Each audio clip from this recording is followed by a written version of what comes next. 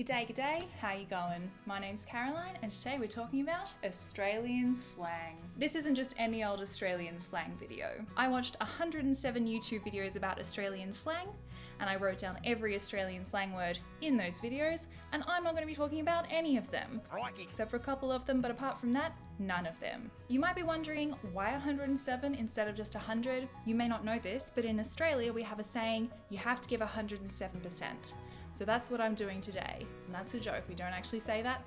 I just couldn't get to 110, I couldn't do it. So watching 107 videos took about 6.5 hours at double speed. It's just something you got to do for the community, mate. It's like, you look after your mates and your mates will always look after you. Shout out to a couple of my favourite videos. There was this one on Aboriginal Australian slang, which is very interesting, sovereignty never ceded. And there was this one in which someone poured tomato sauce on a pavlova, and I have to say it was disgusting and strangely attractive. Also, disclaimer, I'm Australian, I use these words pretty frequently, but if you or your Australian doesn't, that's fine. Doesn't make them any less Australian, they were probably just busy wrangling drop bears. I've wrestled crocodiles and dingoes simultaneously. Also, I'm fully aware that what the internet thinks is Australian might not actually be exclusive to Australia. So particularly if you're a Kiwi and you use some of these terms, I'm sorry. But also, like pavlova and Russell Crowe, it's my right as an Australian to claim them as my own. The first word that I'd like to interest you in is ranga. Exhibit A, ranga. A ranga is a redhead and it's short for orangutan. It's not particularly derogatory. It can be used derogatorily, but most of the time it's just a sort of, that is the term for redheads kind of word. So you can just say, she's ranga, he's ranga, they're a ranga, and it's not offensive. Well, to me personally, it's not offensive. You can also say, hey ranga, but I would only recommend doing that if you're friends or if you want to piss someone off. So ranga is a great example of a hypochoristic, which is a fancy linguistics term for this process of shortening words that's particularly common in Australian English. Biscuit, bicky, chocolate, chocky, chocolate, biscuit, chocky, bicky. This is quite a commonly known aspect of Australian English. So if you are Australian, next time anyone asks about your accent, just be like, yeah, nah, we use heaps of hypochoristics, or hyperchories as we call them. Editing Caroline here. So after I recorded this, I found a study that was done in 2016 by Evan Kidd and colleagues that actually looked at the social effects of hypochoristics in Australian English. The study included a couple of experiments. So sometimes the participants were talking to a white person who had an Australian accent, sometimes they were talking to an Asian person who had an Australian accent, and sometimes they were talking to an Asian person who didn't have an Australian accent. And in all three conditions, if the person they were talking to used more hypochoristics, the participants also used way more hypochoristics. So to me, that kind of suggests that no matter who you are or what accent you have, if you talk to an Australian and you start using these hypochoristics, you can trick Australians into using more hypochoristics than they otherwise would. I don't know if trick is the right word, because it's not like anyone's going to be upset with you for making them use more hypochoristics, but you know what I mean. So in the description, I've linked to the video that I showed a clip of earlier by the YouTube channel Hi Josh, and that video gives a whole bunch of different hypochoristics. So someone please go learn the hypochoristics, talk to an Australian, give the hypochoristics a go, and then let me know what happens. Do the people that you're speaking to suddenly use way more hypochoristics? Do they just look at you weird? If they do use more hypochoristics, can you still understand them, or do you kind of end up in like hot water where you've suddenly like not understood a single word that they've said? I'm very curious. Let me know. So there you have it, ranga. So the next term I want to talk about is far out. There is the word far out that means like literally far out of town, for example. There's also the far out as in like, oh, it's a pretty far out story, to mean like it's a bit strange, it's a bit out there. We don't have the use of far out to mean like cool, really. So we don't have that like, oh, that's so far out, dude. Like surfer vibe kind of meaning. We don't really have that. What we do have is far out to mean like rats. This might be a slightly older slang term. I use it myself, but maybe I'm just a grandma. But I also hear my friends use it, so I've included it in this video. So for example, you could use it to say something like, oh, what's his name? Far out, what's his name? Say you got a parking ticket or something, you could say, oh, far out. This is not what I needed today. You could use it in a positive way as well. I think it's less often used in a positive way, but certainly is in use that way. So if someone said, oh, hey, I got a new job, you could say, oh, far out, that's awesome, well done. If you are feeling ironic, or if you're talking to a child, then you can also say, far out, Brussels sprout. And we have a few of these kind of rhymey terms, and I'll come back to one of them. But I was reading a Liane Moriarty book the other day. She's an Australian author. And I read the phrase wacko tobacco.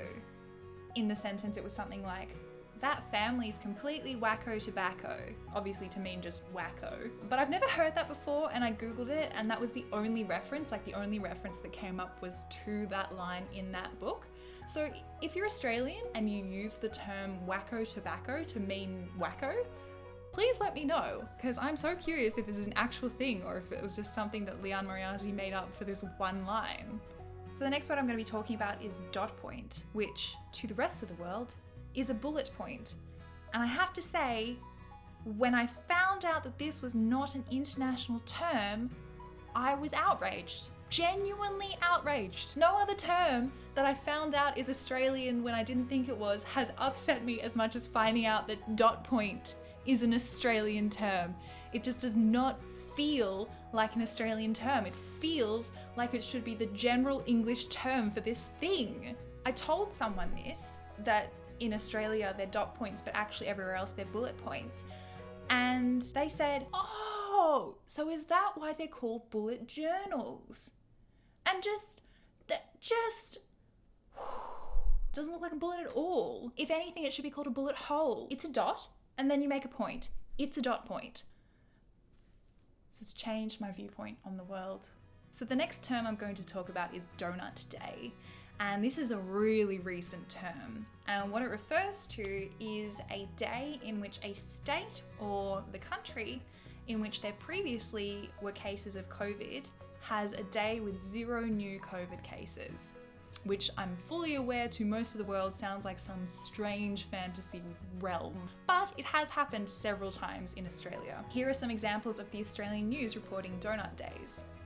So the reason they're called Donut Days is because of a data analyst named Anthony McCarley, who runs a COVID reporting Twitter account.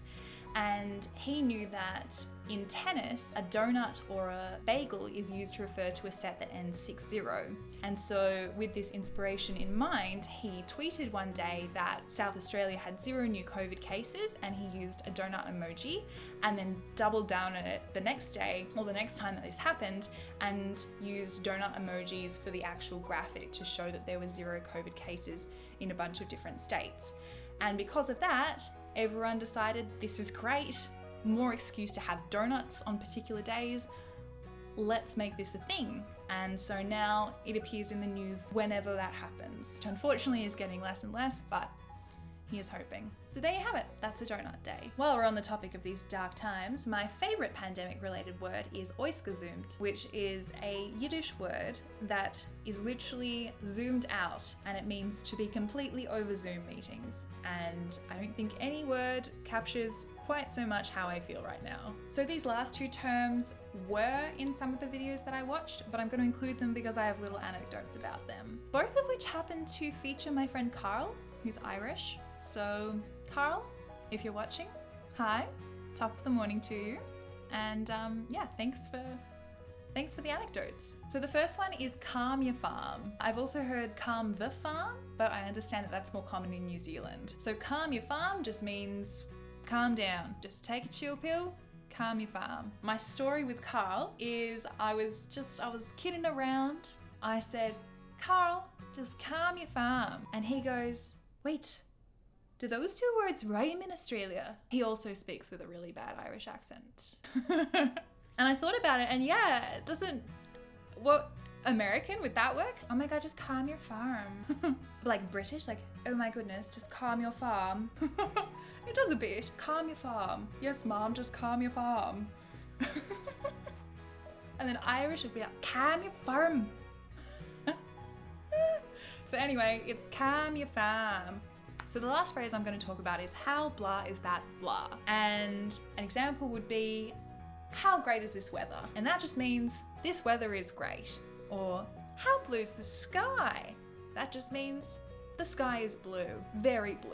I was in line for the cafeteria with my friend Carl. Hey Carl. And I was buying a muffin. And I was very excited for this muffin. I said, "Ah, how good are muffins?" And Carl goes, "Wait, have you never had a muffin before?" So we were in Germany, we were on exchange. There was another friend of mine who was also Australian, and we had to sit our other friends down and intervene and say, "Look guys, if we ever say, how good is something, the correct response is just, yeah." So that's all I've got for today. So if you enjoyed this video, please consider giving a like, subscribe, all that good stuff. I hope you learned something about Australian English, and if you didn't, I hope you feel great about your own Australian English. Yeah, I do have more material. I thought of a lot more words that weren't in that list from those 107 videos that I watched. So if you do want to hear more Australian slang, let me know. I've got material. It can happen. And otherwise, have yourself a ridgy-didge dinky-die day.